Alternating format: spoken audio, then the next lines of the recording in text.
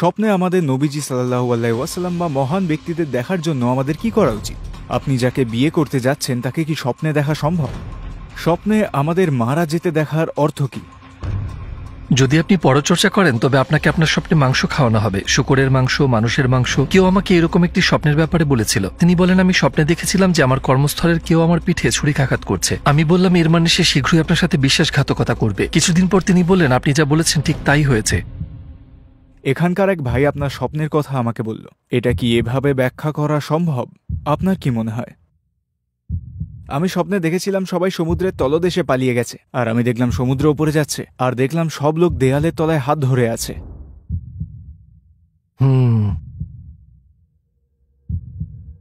এটার কি কোনো অর্থ আছে বলে মনে হচ্ছে নাকি? হ্যাঁ, এর অর্থ আছে, কিন্তু আপনি কখন এবং কিভাবে স্বপ্নের ব্যাখ্যা করতে শিখলেন? আমি 2003 সালে স্বপ্নের ব্যাখ্যার ব্যাপারে জেনেছিলাম। তাফসিরের একজন স্কলার, এখনও জীবিত, যোগাযোগের পর যেহেতু তিনি কিছুটা কোরআন থেকে স্বপ্নের বর্ণনা দিতেন, আমি দেখেছি যে কিছু আয়াতে স্বপ্নের ব্যাপারে বলা হয়েছে। কেউ জানতে চাইলে তবে তিনি নিজেও স্বপ্নের ব্যাখ্যা দিতেন। পরবর্তী বছরগুলিতে আমি বুঝতে পেরেছিলাম যে এটা রিসালি নূরে বেশি ব্যবহৃত হয়েছে। আমি দক্ষতা অর্জন করেছিলাম স্বপ্নের ব্যাপারে শুনতে শুনতে এবং প্রচুর পড়াশোনা করে। এভাবেই আমি জানতে পারলাম, আলহামদুলিল্লাহ। স্বপ্নের জগৎ কেমন এবং এটি কি অন্য জগতের সাথে সংযুক্ত? আমাকে এটি সিস্টেমেটিক্যালি ব্যাখ্যা করতে দিন। আমরা এখন জেগে থাকার জগতে আছি, যাকে আমরা শাহাদার জগৎ বলি। এটা হলো বস্তুগত জগৎ। আমরা ঘুমের মাধ্যমে যে জগতের মধ্য দিয়ে যাই তার নাম স্বপ্নের জগৎ। ঘুম সেখানে সংযুক্তকারী। কখনো কখনো আমরা স্বপ্নে স্বপ্ন দেখি। আমরা ঘুমের মধ্যে ঘুমাতে যেতে পারি স্বপ্নে ঘুমানোর মতো। আমরা সেখানে জগতের বিনিময় করছি। যে ক্ষেত্রটি অতিবাহিত হয়ে যায় তা হলো অনুকরণীয় জগৎ। অসাধারণ মানুষ এই জগতে আবার ঘুমাতে পারে, তারা অন্য জগতে চলে যায়, বারসাখের জগতে। আমি এমন স্বপ্নের কথা শুনেছি যেখানে এমনটি হয়েছিল। আমরা এটা বুঝি। আমরা এখন বস্তুগত জগতে, শক্তির জগতে আছি, কিন্তু এছাড়াও জ্ঞানের আরো জগৎ আছে। আছে অর্থের জগৎ, সত্যের জগৎ। আমরা স্বপ্নে সেই জগৎগুলির দিকে যাত্রা শুরু করি। কারোর আধ্যাত্মিক বৃদ্ধি অনুসারে আমরা একটি স্বপ্নে প্রবেশ করার যাত্রা শুরু করতে পারি। স্বপ্নের কি কোনো সত্যতা আছে? বিজ্ঞান ও ধর্ম এই বিষয়ে কি বলে? প্রথমত বলা যায়, যদি বিজ্ঞান এবং ধর্ম দুটোই একটি নির্দিষ্ট ক্ষেত্রে কাজ করে এবং দুটোই তাদের নিজস্ব উপায়ে নিয়ম প্রণয়ন করার চেষ্টা করে, সেই ক্ষেত্রের অবশ্যই সত্যতা আছে। বিজ্ঞানের ক্ষেত্রে সিগমুন্ড ফ্রয়েড, কার্ল জং, আলফ্রেড অ্যাডলার, এরিক ফ্রন এবং লাকানের মতো মানুষ কিছু গুরুত্বপূর্ণ অবদান রেখেছেন। এমনকি তারা শুধু স্বপ্ন নিয়েই বই লিখেছিলেন। প্রকৃতপক্ষে কার্ল জং বিষয়টি বোঝার জন্য প্রায় 1,80,000 স্বপ্ন শুনেছেন। বিজ্ঞানের ক্ষেত্রে এই হলো অবস্থা। আমরা যখন ধর্মের ক্ষেত্রে দেখি, নবীগণ, বিশেষ করে দাউদ আলাইহিসসালাম, তিনি একজন স্বপ্ন বিশারদ ছিলেন। এমনকি এটি সম্পর্কে তার একটি বইও রয়েছে। ইউসুফ আলাইহিসসালাম, সুলাইমান আলাইহিসসালাম এবং আমাদের নবীজি সাল্লাল্লাহু আলাইহিসসালামও স্বপ্নের ব্যাখ্যা করেছেন। নবীজি সাল্লাল্লাহু আলাইহিসসালামের পর আবু বকর রাদিয়াল্লাহু আনহু, তারপর আবু বকর রাদিয়াল্লাহু আনহু এর কন্যা আসমা স্বপ্নের ব্যাখ্যা করতেন। সাইদ ইবনে আল মুসাইয়াব, মোহাম্মদ এমিন সেভিন, আব্দুল গানি নাবলুসি এবং অবশেষে বেদিউজ্জামান সাইদ আল নুরসি স্বপ্নের ব্যাখ্যার জন্য বিখ্যাত। এগুলো দ্বারা বোঝা যায় যে এই ক্ষেত্রে সত্যতা আছে। যদি এই ক্ষেত্রের কোনো সত্যতা না থাকতো তবে স্বপ্নের ব্যাপারটায় সবাই এতটা সময় নিয়ে গবেষণা করত না। আমি কিভাবে বুঝবো স্বপ্নটা শয়তানের পক্ষ থেকে নাকি আল্লাহর পক্ষ থেকে?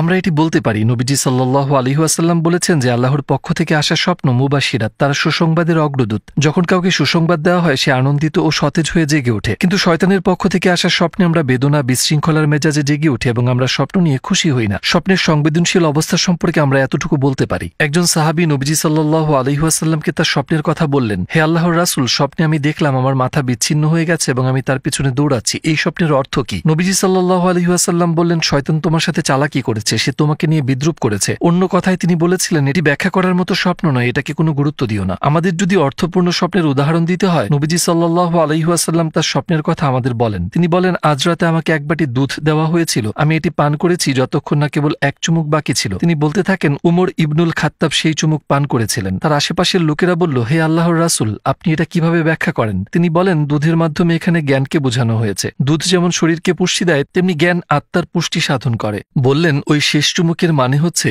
উমর জ্ঞানের সামান্য অংশ পাবে। এখানে দুধের প্রতি কি অর্থ আছে এটি উল্লেখ করা হয়েছে এই হাদিসে এবং মিরাজ সম্পর্কিত হাদিসে। আরেকটি বিষয় হলো একজন ব্যক্তির সত্য স্বপ্ন দেখা। আবার আমাদের নবীজি সাল্লাল্লাহু আলাইহি ওয়াসাল্লামের সতর্কবাণী, যার সব কথা সত্য সেসব সত্য স্বপ্ন দেখে। মানুষটি যতই সত্যের পথে এগিয়ে যায় তার স্বপ্নও ততই সত্য হয়। আমরা যেমন বলেছি, স্বপ্ন হলো সত্যের যাত্রা। মানুষদের সত্যের পথে এগিয়ে যাওয়ার শর্ত হলো ন্যায়পরায়ণতার অগ্রগতি।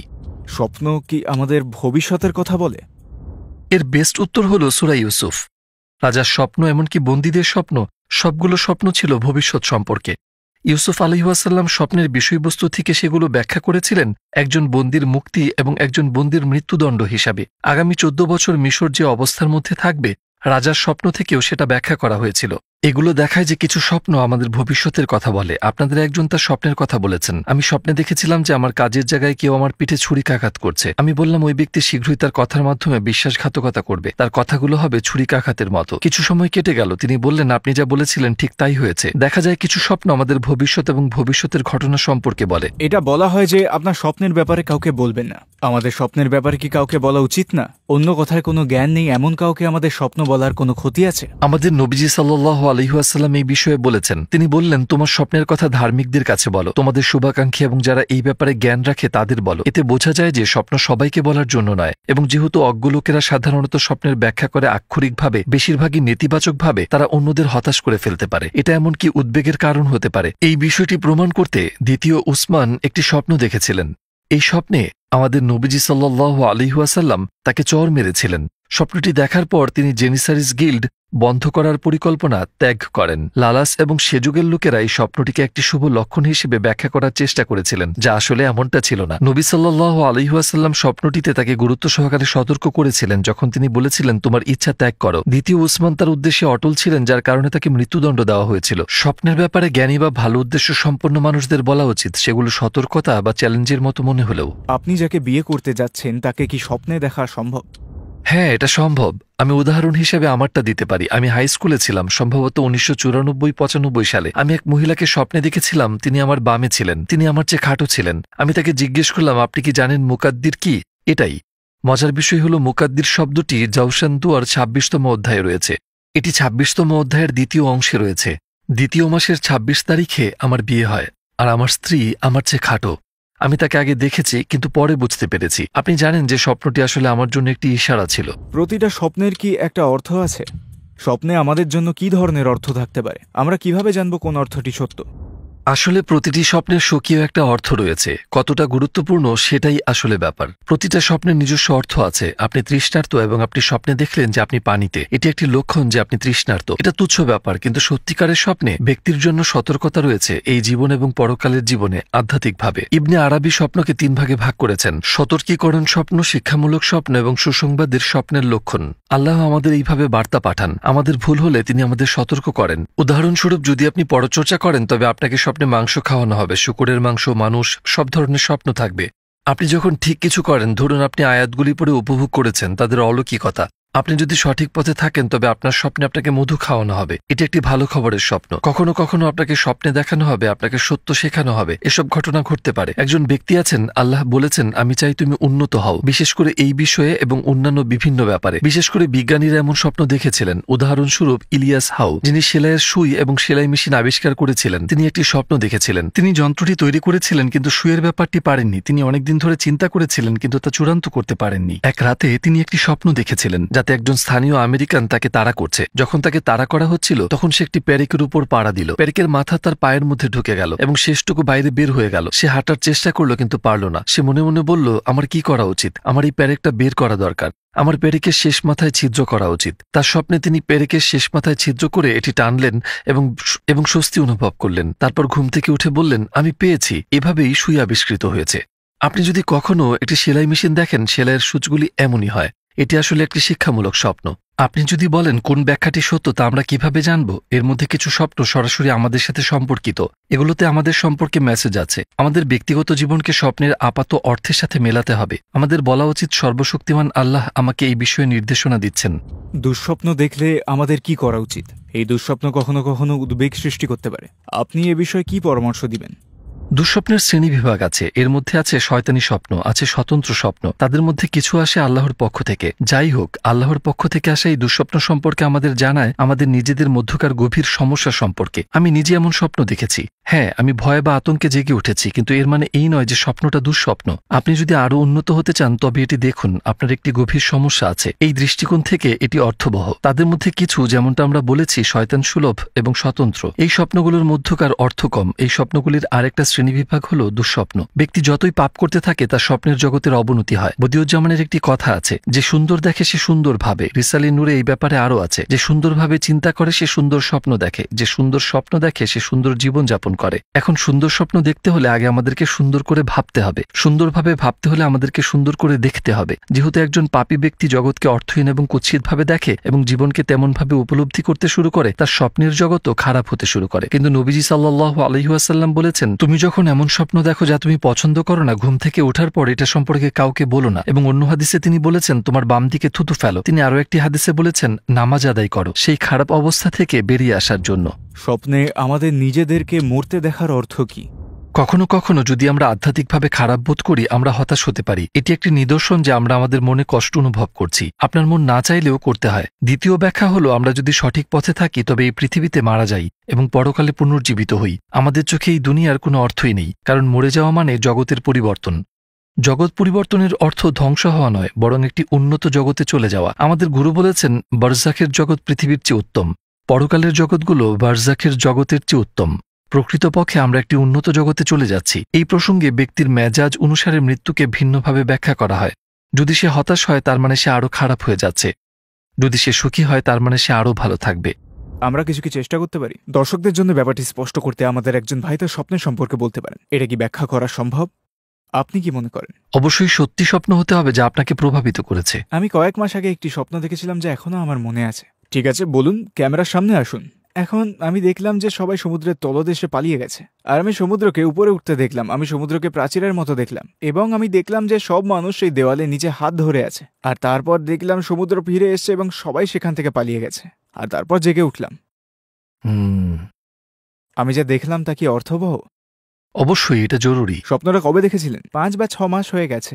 এর কোনো অর্থ আছে? অবশ্যই এর অর্থ আছে, কিন্তু সমুদ্র নিয়ে স্বপ্ন সাধারণত বোঝায় আপনার মানসিক অবস্থা। সাধারণত যে ব্যক্তি সমুদ্র সম্পর্কে স্বপ্ন দেখে তার একটি সক্রিয় মানসিক অবস্থা থাকে। উদাহরণস্বরূপ, যাদের মন চিন্তায় পূর্ণ তারা সাধারণত সমুদ্র নিয়ে স্বপ্ন দেখে না, তারা হ্রদ দেখবে, কারণ তাদের আবেগের জগৎ সংকীর্ণ এবং ছোট। গভীরতার উপর নির্ভর করে হ্রদের আয়তন থাকতে পারে। এই অর্থে সমুদ্র গড়া এবং ছড়িয়ে পড়ার বিষয়টি মানসিক অবস্থার গুরুতর বিকাশ হিসাবে ব্যাখ্যা করা যেতে পারে। প্রাচীরের গড়ন হতে পারে একটি নিদর্শন যা একটি নির্দিষ্ট ঘটনার ক্ষেত্রে একটি মানসিক বাধাকে বোঝায়। এটি ব্যক্তিগত, এটা একজনের নিজের জগৎ সম্পর্কিত। এটা বিয়ে হতে পারে।